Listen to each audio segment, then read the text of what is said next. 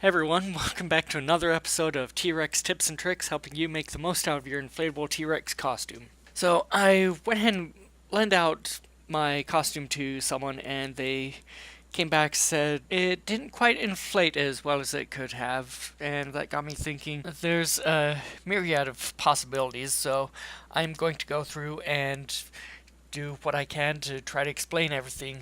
So the first thing, you always want to make sure have the good batteries. Make sure you have fresh batteries. These are cheap ones right now, but they'll work all right. So want to make sure whenever you suit up, make sure you got the batteries in and they are good batteries and fresh batteries. Second thing, next, you want to make sure that the connection is secure. Have it go in all the way, as far as it'll go.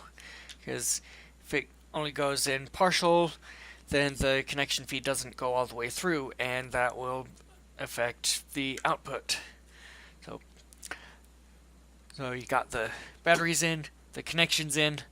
Next, you want to make sure the zipper is all the way up. You turn the fan on, and if it has any sort of air coming out, a leak or something, then that will affect the inflation. Also, these do get roughed up a bit, so if you're having problems, check for tears. I don't have any tears on mine, and I don't really want to open up a tear just to demonstrate it. But if there's any sort of loose air, that will affect the performance of the suit, be it the Rubies or any of the other knockoffs. The Morph suit's the same problem. Now, if you go out, make sure it's not real super windy, because the majority of that head is just filled with air and it will fly all over the place. It'll affect the performance of the suit, and I'm sure you've seen a lot of the videos online. People with the deflation issues or the wind, they stick their elbows out like this, so you got the pointy shoulder T-Rex.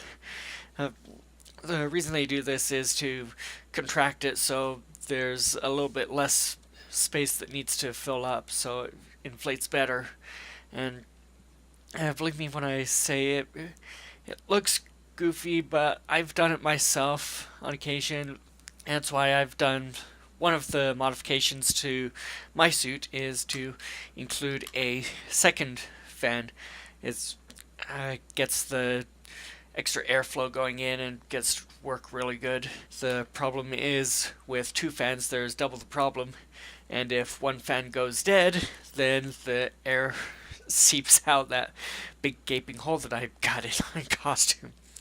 But again, the same thing, gotta make sure, like with this, yep, that would have been a problem. Stick them in. Yeah, make sure the batteries are stuck in, because even something like this peeking out just a little bit would be enough to disrupt the flow.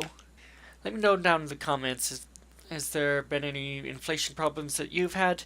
And also, what did you do to fix it? Was it one of the techniques I suggested, or was it something else? So I want to be able to expand as much as I can on this, so I need your help to understand what kind of problems do you have, what's something you would like to see done in the T-Rex costumes. So just let me know down in the comments. I said that already, didn't I? Well, thank you for watching. Always remember, be ambitious, work hard, make your own dreams come true. We'll see you next time. I am stuttering all over there's so yeah, so let me know. Yeah.